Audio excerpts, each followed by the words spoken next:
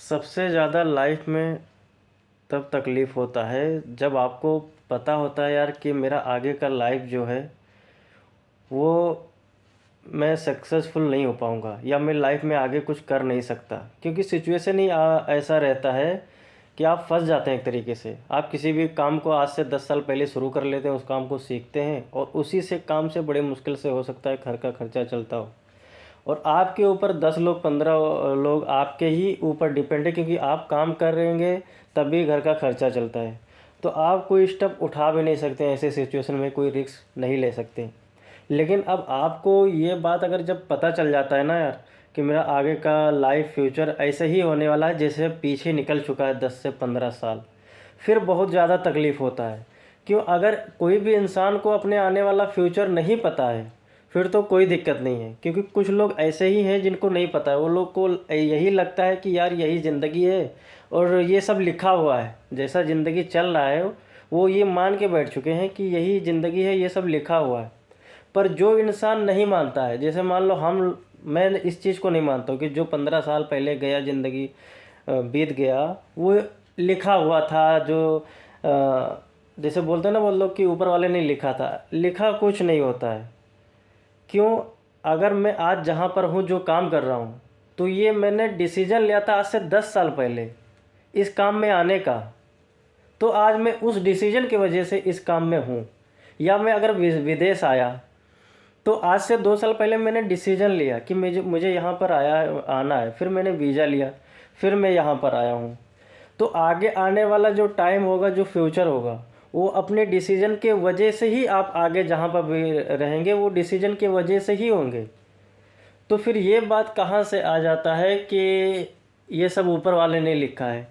क्योंकि कोई गलती अगर आपने जानबूझ के कर दिया फिर वो चीज़ में तो फिर आपका भी गलती नहीं हुआ, क्योंकि ऊपर वाले ने गलती लिखा हुआ था तो आपको गलती ही नहीं हुआ। तो मिडिल क्लास जो इंसान है ना, पूरा सोच जो थिंकिंग है वो एक तरीके से मालूम नहीं ये कैसे चीज़ें चली आई हुई है शुरू से ही, कि हर चीज़ लिखा हुआ है। हम लोग काम करते हैं, जितना कमाते हैं ये भी लिखा हुआ है ना। तो जब तक ये चीज़ आपका माइंडसेट जो है ये चीज़ दूर नहीं होगा, ये चीज़ ख़त्म नहीं करोगे, इस चीज़ को आप जितना जल्दी हो सके इसको आप छोड़िए। लिखा कुछ नहीं होता है, नसीब कुछ नहीं है। आज की डेट में देखो कि मेहनत तो बहुत सारे लोग कर रहे हैं 10-10 साल से, 15 साल से, 20 साल से, लेकिन कुछ फ़र्क नहीं पड़ रहा है लाइफ में। क्यों? वो ये मान के बैठे हैं कि यही ज़िंदगी है। आपको डिसीजन लेना पड़ेगा, ये चीज़ समझना पड़ेगा टाइम के साथ साथ। 20 साल काम किया तो 20 साल का तजुर्बा तो आपका होगा ही ना, कि इस काम को कर रहा हूँ तो आगे मेरा आने वाला फ्यूचर क्या होगा या आने वाला मेरा इनकम क्या होगा। क्योंकि आज से 20 साल जिस काम को कर रहे हो तो 20 हज़ार कमा रहे थे, आज भी 20-25 ही हज़ार कमा रहे हो, तो उस हिसाब से महंगाई के हिसाब से तो और पीछे ही आप जा रहे हो।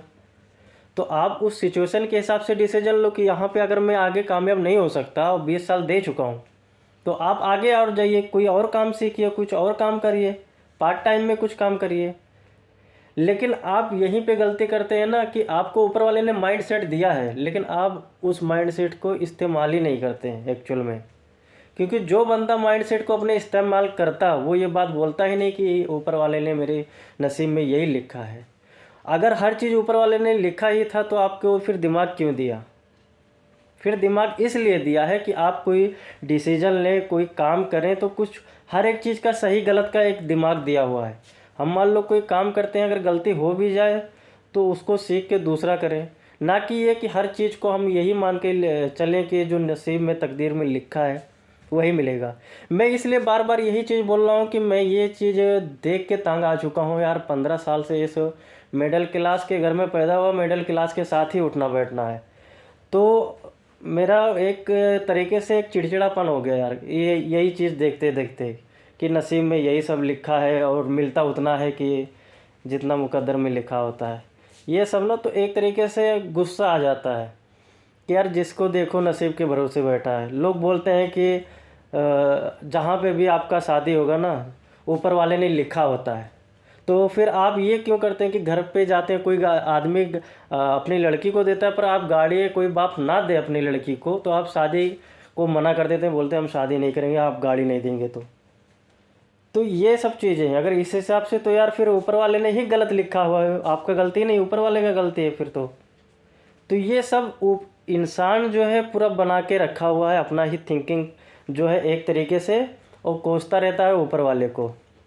तो जितना जल्दी हो सके आप अपने माइंड सेट को बदलिए और काम करने का तरीका बदलिए, वरना 10 से 20 साल में आने वाले टाइम में आप 2 वक्त का खाना भी नहीं खा पाओगे।